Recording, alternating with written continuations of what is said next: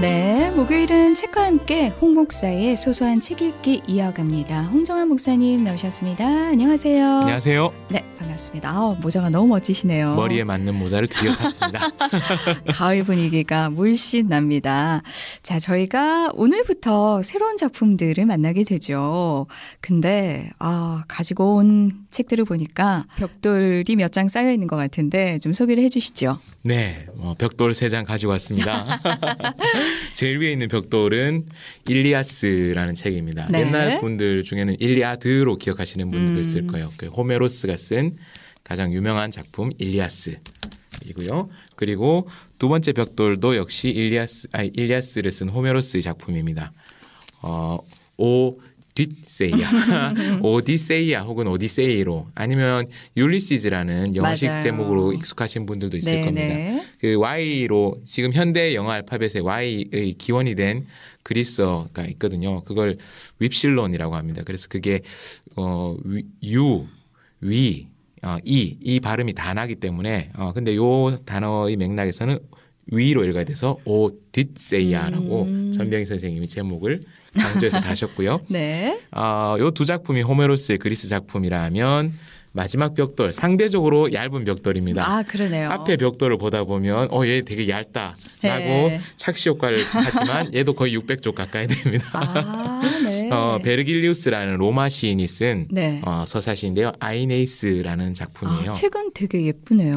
예. 네, 세 권 다 색깔이. 디자인이나 색감이 네네. 너무 좋고 또 다 제가 사랑하고 아끼는 작품들입니다. 사랑하는. 네네. 네, 이 개정되기 이전판도 제가 가지고 있지만 표지가 예뻐서 개정판도 다시. 근데 지금 운동에 효과가 있는 것 같아요. 이 무거운 책을 네. 두 손에 다 드시는 거 보니까 저는 한 권도 들기가 힘들 것 한번 같은데. 세 권 들어보시겠습니까? 아니요. 괜찮습니다. 그래서 네. 일리아스, 오디세이아, 네. 아이네스, 그리스 로마의 서사시 작품 3권을 이렇게 벽돌 3장을 가지고 왔습니다. 네, 올해가 지나가지 않을까. 네네. 잠깐 짐작을 해보게 됩니다. 누군가 고전을 가리켜서 제목은 누구나 알지만 실제로 읽은 사람은 거의 없는 책 이렇게 정의를 하더라고요. 근데 되게 공감이 가는 말이죠. 딱 그 기준에 부합하는 작품들이 아닌가 싶은데 오늘은 이 중에 어느 작품부터 읽어볼까요? 네, 오늘은 3장의 벽돌 중 가장 두꺼운 네네. 원래 그 힘든 것부터 먼저 해치워야죠. 그렇죠. 네, 가장 두꺼운 벽돌인 일리아스를 가장 먼저 다룰 예정입니다. 그리고 시기 순으로도 또 작품 내의 시간 순으로도 이 작품이 제일 먼저 쓰여졌고 제일 앞시기를 다루고 있는 작품이에요. 제대로 된 문학 전집 혹은 추천 도서 목록을 보면 서양 문학의 제일 처음에 나오는 작품이 바로 이 일리아스입니다. 서양 작품의 첫 번째 작품. 예, 서양 문학의 기록으로 남아있는 서양 문학 중 가장 앞에 있는 작품입니다. 네, 진짜 고전 중에 고전이네요. 그렇습니다. 네. 고전이라고 하면 뺄 수 없는 작품인데요. 네. 그런데 한국뿐만 아니라 외국도 마찬가지인데 일리아스라는 작품이 읽기 만만치는 않거든요. 그렇죠. 분량도 압도되고 서술 방식도 그렇고요. 그래서 일리아스가 얼마나 소비되지 않는지 많이 팔렸지만 읽히지 않는지에 대해서 어떤 선생님이 재밌게 네. 표현하셨는데요. 인터넷 서점에 가서 세일즈 포인트를 보면 네네네. 일리아스는 꽤 많이 팔렸다. 그런데 오디세이아의 판매량을 보면 터무니없이 확 줄어들어 있다. 사람들이 일리아스가 1권, 오디세이아가 2권 이런 식으로 이해해서 일리아스를 안 읽으면 오디세이아를 못 읽을 것 같으니까 일리아스를 샀다가 야심차게 시도했다가 실패해서 성공하지 못한 분들이 오디세이아를 구입을 못하고 있다라고 말씀을 하셔서 되게 일리 있는 해석이다 이렇게 생각했고요. 네. 오늘은 그래서 첫 번째 벽돌 깨기 일리아스를 해보려고 합니다. 그래요. 말씀하신 것처럼 일리아스를 딱 시작을 하게 되잖아요. 그러면 서술 방식이 소설도 아니고 약간 시. 네네. 네, 말하자면 서사시로 다 기록이 돼 있거든요. 근데 뭐 이해하는데 크게 뭐 복잡하거나 그런 건 아니고 단지 나오는 사람들이 너무 많고 수식어가 너무 많기 때문에 맞아요. 조금 복잡하게 느껴지긴 하는데 서사시라는 게 굉장히 신선하면서도 참신하면서도 그러면서도 생각보다 괜찮다 이런 방식도 저는 개인적으로 그런 생각이 들었거든요. 그 서사시라는 게 뭔지부터 우리가 좀 짚어볼까요?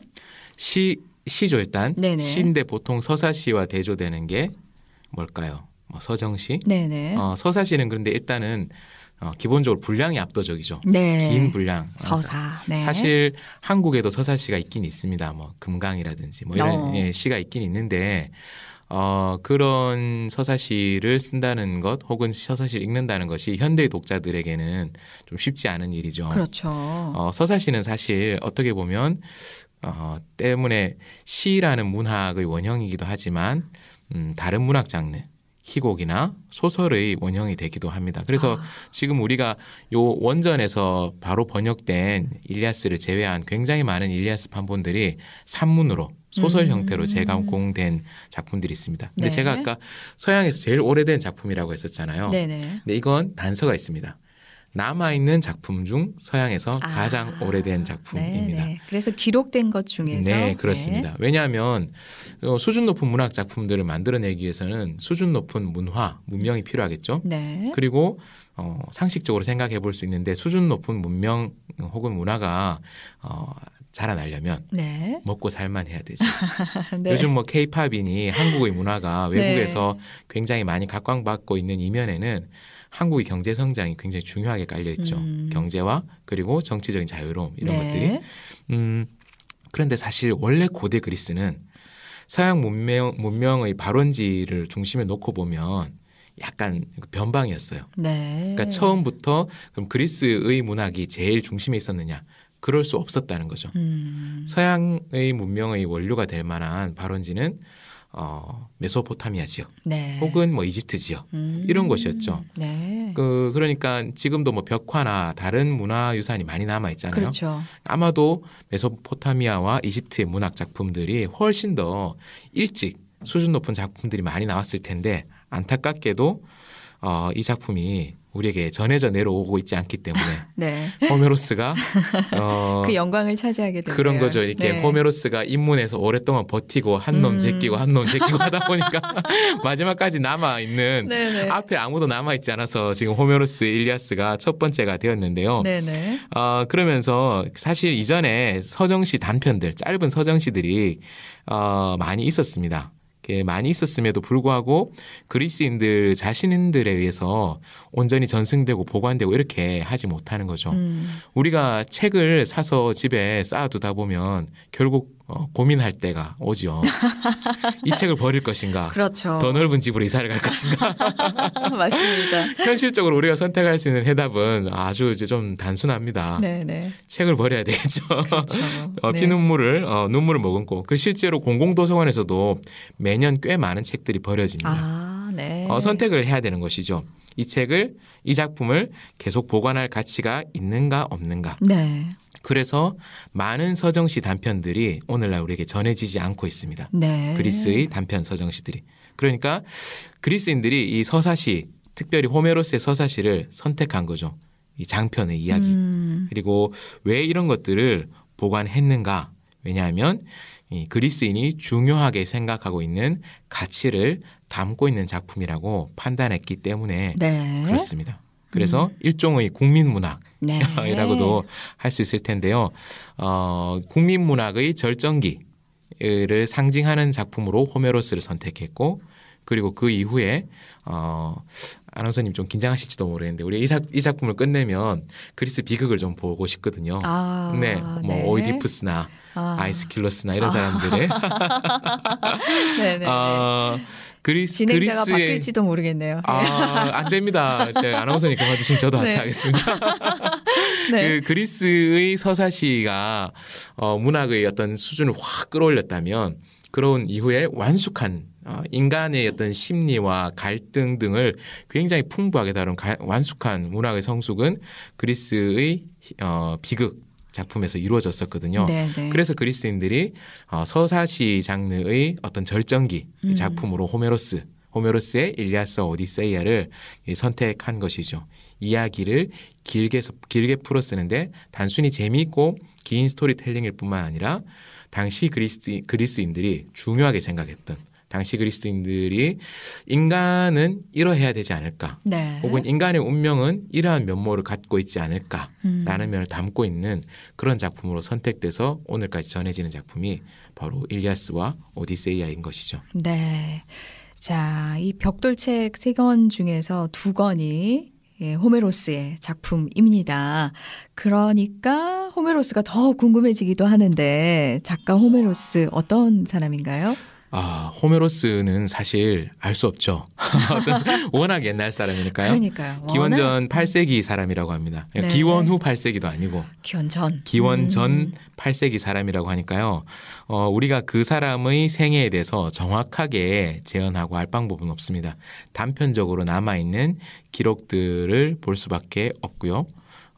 그리고 또 작품의 안에 특징을 놓고 보아서 호메로스는 한 사람이 아닐 것이다. 뭐 이런 이야기를 하시는 분들도 있어요. 현대 연구자들 중에는. 네. 그래서 일리아스와 오디세이아 2작품이 남아있는데 이 2작품의 문체나 주제의식이 너무나 다르다. 그래서 일리아스를 쓴 호메로스가 따로 있을 것이고 오디세이아를 쓴 호메로스가 있다. 이런 주장을 하시는 분들도 있고요.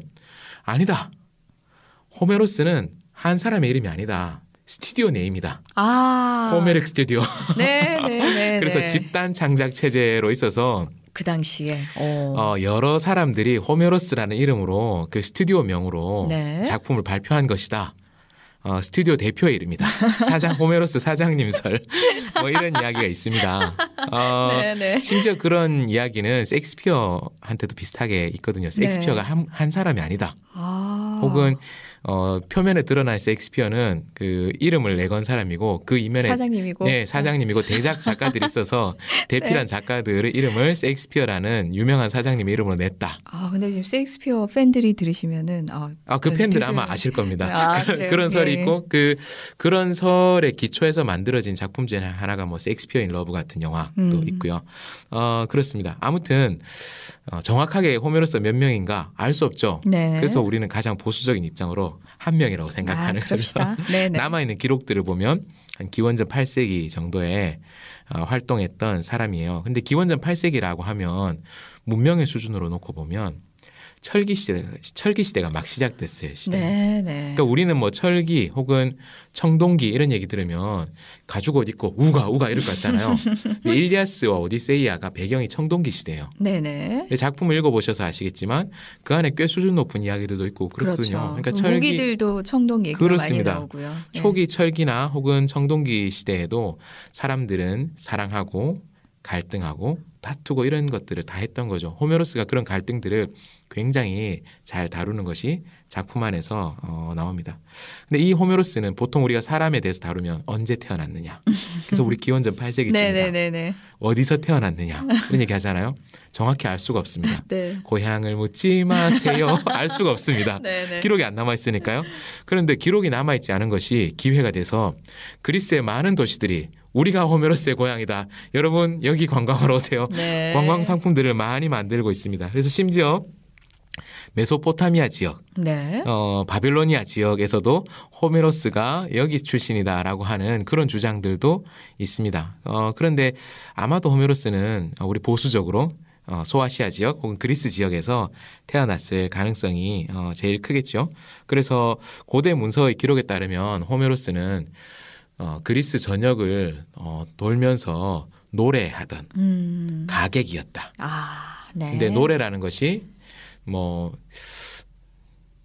여수 밤바다 이렇게 이제 노래를 한다든지 이른 아침 이렇게 가을 하늘 노래 부른다든지 뭐 이런 그런 짧은 노래가 아니라 우리가 읽고 있는 이 작품의 소재가 되는 이야기. 스토리가 있는 노래. 그래서 노래는 노래인데 그 시, 그 음유 시인인 것이죠. 제가 오기 전에 사실 연습을 좀 해봤는데 잘 안 됐던 게 해보세요. 해주세요. 메닌 아데이데 데아 펠레이소 아킬레오소 뭐 이렇게 이제 일리아스 첫 줄을 뭐 한번 그 그리스 분들이 녹음해서 올리는 게 있더라고요. 그걸 이제 제가 어쨌든 그리스 알파벳을 소리내서 읽는 것은 신학교에서 배웠으니까 돈 주고 배웠습니다. 신학교에서. 그래서 그 원문을 인터넷에서 찾아서 보고 유튜브에서 녹음된 것도 듣고 이렇게 해봤는데 그러니까 약간 이 일리아스가 노래처럼 들려요. 요즘의 그런 멜로디가 복잡한 노래라기보다는 힙합 같은 랩처럼 들리거든요. 그래서 그런 스토리를 노래하던 음유시인이랄까요? 가객이었던 거죠. 그리고 특별히 그가 인기 있었던 레파토리가 트로이 전쟁에 대한 네. 레파토리였다라고 합니다. 근데 일리아스 작품 보셔서 아시겠지만 이거 한 편에서 한 자리에서 공연 다 못 하잖아요. 이거를 한 자리에서 공연하려면 한 20시간, 10시간 네, 그렇게 필요하겠죠. 네. 근데 우리도 그 비슷한 장르를 가지고 있습니다. 판소리 생각해 보십시오. 그렇죠. 그래서 춘향가, 뭐 8시간, 신청가, 10시간. 그래서 완창, 춘향가, 완창 이런 거는 진짜 막 열 몇 시간짜리 그렇죠. 그 무형문화재 분들 많이 CD 10장 뭐 이렇게 되지 않습니까? 그분들도 실제로 판소리 하시는 분들도 그걸 다 하는 게 아니죠. 그렇죠. 제일 재밌는 부분만 해달라라고 하는 거죠. 그래서 재미있는 레파토리들을 많이 했을 겁니다. 그리고 호메로스는 그 시력이 매우 안 좋았다. 혹은 아예 시력이 없는 맹인이었다라는 이야기가 있습니다. 그런데 고대 그리스인들에게 약간 그 맹인 캐릭터가 갖는 그 시각장애인 캐릭터가 갖는 클리셰 같은 것들이 있습니다. 그리스 신화에서 앞을 보지 못하는 사람은 예언자 속성을 가지고 있습니다. 네. 그렇기 때문에 호메로스를 시각장애인 혹은 시력이 매우 낮은 사람으로 묘사하는 것은 실제로 그가 그랬을 수도 있고 아니면 그가 지혜로운 예언자 코스프레를 하기 위해서 그런 캐릭터를 만들었을 수도 있겠죠. 알 수는 없습니다만은 고대의 문헌에 따르면 이구동성으로 그가 맹인이었다. 네. 안과 질환이 원래 있었는데 여행 중에 실명한 것으로 그려집니다. 네. 여행하며 자신의 이야기, 자기가 가지고 있는 레퍼토리를 파는 그런 가객이자 음유 시인이었습니다. 그리고 호메로스가 그리스 전역을 돌아다니면서 이야기했던 이 트로이 전쟁의 레파토리는 사실 당시의 그리스인들에게 생소한 이야기는 아니었습니다. 왜냐하면 우리가 춘향전, 심청전 줄거리 알잖아요. 그렇죠. 당시의 조선 사람들도 그 줄거리는 다 아는 상태에서 전체를 보지 못해도 제일 재밌는 파트가 궁금한 거예요. 네. 춘향전 이러면 어디가 재밌을까? 사람마다 다르겠죠. 어떤 사람들은 젊고 어린 성춘향과 이몽룡이 처음 만나서 사랑에 빠지는 장면을 좋아하는 분들도 있겠고 굉장히 많은 분들이 마지막 장면에 카타르시스를 그 갑자기 이몽룡이 금유한양에서 이 변신 이렇게 해서 이제 암행어사의 정체를 드러내면서 변학도 일파를 막 물리치는 장면을 좋아하시는 분들도 있을 테고요. 혹은 사회 풍자를 좋아하시는 분들, 사회 비판이나 풍자를 좋아하시는 분들은 이몽룡이 신분을 감추고 변학도와 그의 측근들의 파티에 가서 시를 외우면서 당신들이 마시는 술은 백성들의 피다 막 이러면서 막 시를 짓고 막 이렇게 하는 부분을 풍자로 즐기고 이런 분들도 있었을 것입니다. 근데 이런 낱낱의 이야기들을 한 대목만 들려줘도 사람들이 다 즐길 수 있었던 것은 이 작품의 배경이 되는 이야기, 전체적인 구조는 당시에 이미 광범위하게 알려져 있었던 소재였다는 것이죠. 그러니까 호메로스는 그러한 소재를 잘 가공해서 자신의 언어로 음악적인 음률이 담긴 잘 정돈된 언어로 정리할 수 있는 언어의 천재였다라고 볼 수 있는 것이죠. 네. 아무튼 대단하신 분입니다.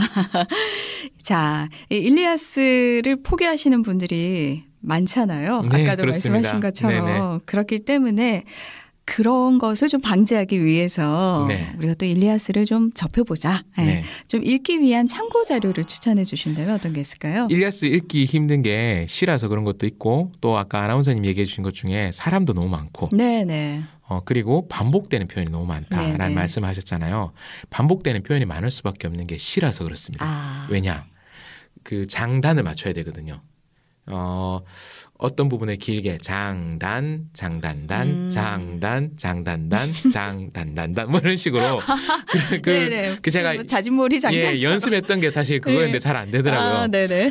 그런데 번역을 하다 보면 사실 그거 다 훼손됩니다. 우리가 그리스어로 읽는 것이 아니기 때문에. 한국어니까. 일리아스를 그래서 언어로 즐기는 방법도 있지만 그 등장인물 그리고 줄거리로 즐기는 방법, 메시지로 즐기는 방법도 있거든요. 그럴 때는 반복되는 표현을 좀 줄이고 스토리 위주로 진행하는 소설식으로 정리된 책을 읽는 것도 한 방법이긴 합니다.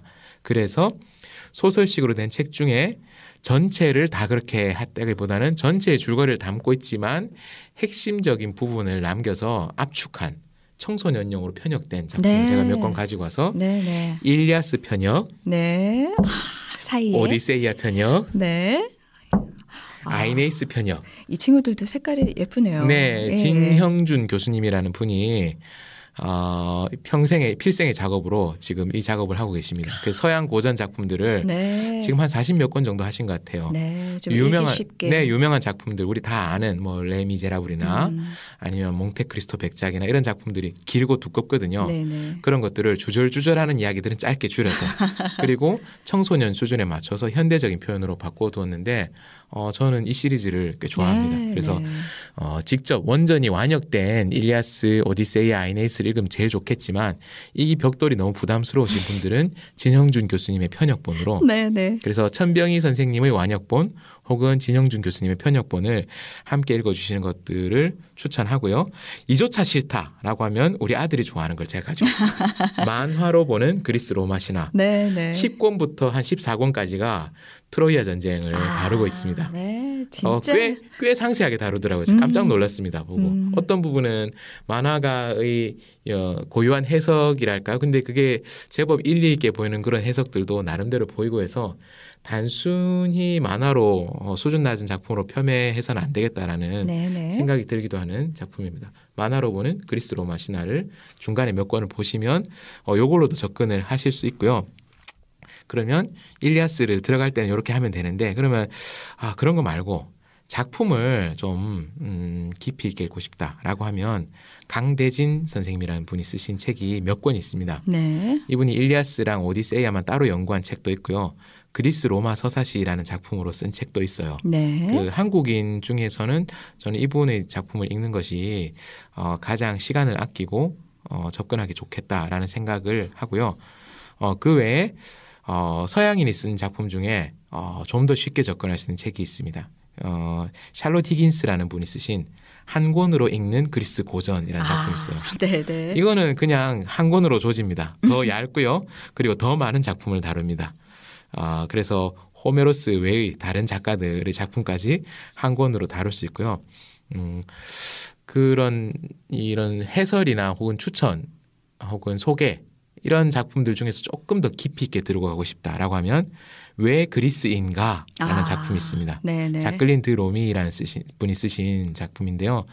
호메로스부터 플라톤까지 그리스의 고전을 읽는 굉장히 단단한 가이드가 될 수 있는 책입니다. 네. 저는 왜 그리스인가 이 책을 강력하게 추천하는 바입니다. 네, 우리 홍정화 목사님의 이 지적 수준이 책 소개를 많이 읽는 네, 그런 거죠. 친절한 우리 네. 홍정화 목사님께서 포기하지 마시라고 여러 가지 책들을 함께 소개해 주셨습니다. 자, 오늘은 일단 좀 맛보기로 일리아스 함께 살펴봤습니다. 지금까지 홍정화 목사님이었습니다. 고맙습니다. 고맙습니다.